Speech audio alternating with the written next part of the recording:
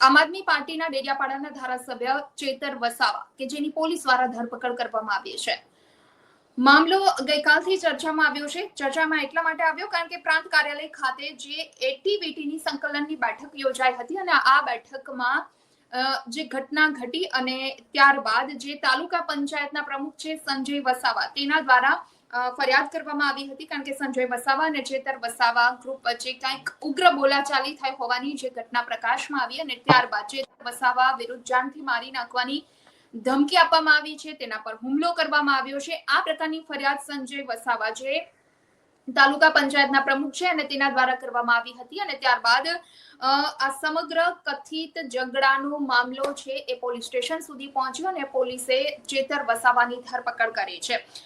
ગઈકાલે જે રીતે તેની અટકાયત કરવામાં આવી અને ત્યારબાદ આ મામલાની તપાસ શરૂ કરવામાં આવી છે અને તેને